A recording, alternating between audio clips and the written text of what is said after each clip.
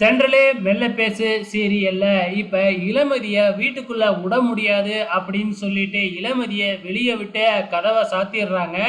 Night ஃபுல்லாவே இளமதி வீட்டு வாசல்லையே உக்காந்துருக்காங்க. இந்நேரம் போயிருப்பா அப்படின்னு சொல்லி மறுநாள் காலையில ஏந்திரிச்சு வந்து பார்த்தா இளமதி உக்காந்த இடத்துலயே அப்படியே சாமி மாதிரி உக்காந்துருக்குறாங்க. இதுக்கப்புறம் என்ன நடக்குது அப்படின்னு பார்த்தீங்கன்னா, கலா லீலாவதிக்கு ஃபோன் பண்ணி இன்ஃபார்ம் பண்றாங்க.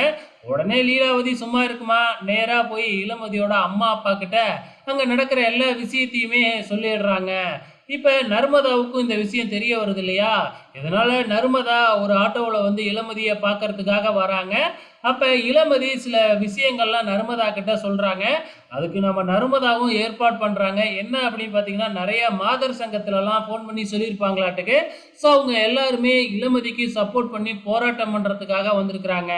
வந்தவங்க சும்மா வராம மீடியாவை வேறையா வர சொல்லிட்டாங்களாட்டுக்கு. மீடியாவை வர வச்சு பேட்டி கொடுக்கவும் இப்போ அது நியூஸ் சேனலெல்லாம் போக ஆரம்பிச்சிருச்சு. அதுக்கப்புறம் என்ன, கலா கலாவோட வந்து தலைவர் ஃபோன் பண்ணி, என்ன கலா அங்கே நடந்துக்கிட்டு இருக்கே, ஏன் இப்படி பண்ணுற, மீடியாவிலலாம் நம்ம கட்சிக்கு தான் கெட்ட பேர், ஒழுங்க மரியாதையா அந்த பொண்ணை வீட்டுக்கு கூப்பிடு அப்படிங்கிற மாதிரி சொல்லிடுறாங்க.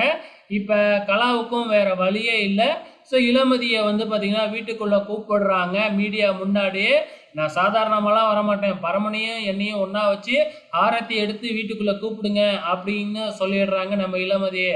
வேற வழியே இல்லாமல் பரமனை கொண்டு வந்து நிற்கார வச்சு நம்ம கலா வந்து 2 பேர்த்துக்கும் ஆரத்தி எடுத்துக்கிட்டு இருக்கிறாங்க. ஸோ இளமதியும் இப்போ வீட்டுக்குள்ளே போக போகிறாங்க. இதுக்கப்புறம் என்னெல்லாம் நடக்க போகுதுன்னு தெரியல, பொறுத்திருந்து பார்க்கலாம்.